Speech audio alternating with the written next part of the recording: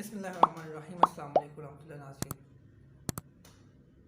मैं आपके सामने नबी अलैहिस्सलाम का एक फ़रमान बयान करना चाहता हूँ, इस उम्मीद के साथ कि अल्लाह हमें इस पे अमल की तौफ़ीक़ अता फ़रमाए। नबी अलैहिस्सलाम ने फ़रमाया,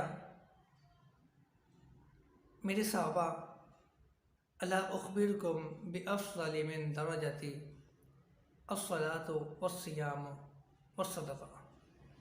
मेरे सहाबा, क्या मैं आपको ऐसा अमल न बताऊँ जो अमल अल्लाह के नज़दीक नफली इबादत यानी तहज्जुद, क़ियामुल लैल, अल्लाह की राह में ख़र्च करने से और नफली रोज़े रखने से भी ज़्यादा फ़जीलत में, मुकाम में अल्लाह के नज़दीक बेहतर है। सहाबा इकराम फरमाते हैं, भला या रसूलल्लाह, अल्लाह की उम्र क्यों नहीं, बताइए। फरमाया, इस्लाहु ज़ातिल बैन, आपस में एक दूसरे के साथ सुलह के साथ रहा करें। अब अंदाज़ा करें कि सुलह के साथ रहने में अल्लाह इंसान को 3 मुकाम देता है।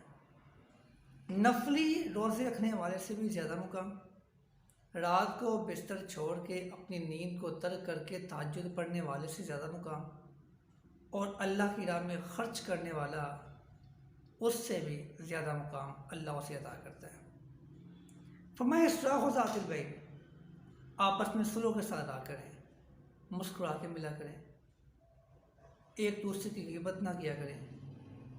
इस्लाहु ज़ातिल बैन तब भी होगा ना अगर हम किसी की ग़ीबत नहीं करेंगे, किसी पर तहमत नहीं लगाएंगे, किसी के ख़िलाफ़ हम ज़ुबान का गलत इस्तेमाल नहीं करेंगे, और हमारी ज़ुबान से, हमारे शर से हमारा मुसलमान भाई महफूज रहेगा, तो उस सूरत में ही हम इस्लाहु ज़ातिल बैन पे अमल कर सकते हैं।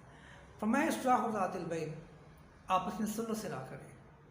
व फ़सादु ज़ातिल बैनिल हालिका, और जो ज़मीन पे फ़साद बर्पा करना, मतलब अपनों से रूठ जाना, रिश्तेदारों से नाराज़ हो जाना, अज़ीज़ों क़रीब को छोड़ देना और अपनों से अपनों को दूर कर देना, ये तो इंसान की नेकियां बर्बाद कर देता है, तबाह कर देता है। हम सोचते हैं कि हम क्यों सुलह में पहल करें जबकि गलती अगले बंदे की है। बिलाशुबा गलती अगरचे अगले बंदे की हो, लेकिन हमने ये देखना है कि अल्लाह की मोहब्बत हासिल करने में कौन सबकत ले जाता है। नबी अलैहिस्सलाम ने फरमाया, इन्ना औलन्नास बिल्लाहि मन बदा बिस्सलाम, अल्लाह को वो लोग बहुत महबूब हैं, बड़े अजीज़ हैं, अल्लाह उनसे बहुत मोहब्बत करता है, और ये मोहब्बत दुनिया में भी होगी और ये मोहब्बत आखिरत में भी होगी।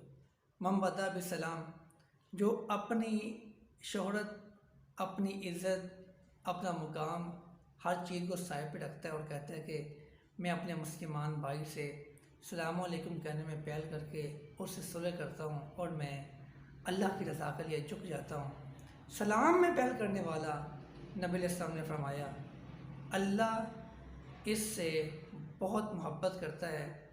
औलन्नास बिल्लाह, ये लोगों में अल्लाह को सबसे ज़्यादा महबूब है, सबसे ज़्यादा अल्लाह का ये बंदा करीबी है जो बंदा सलाम में पहल करता है।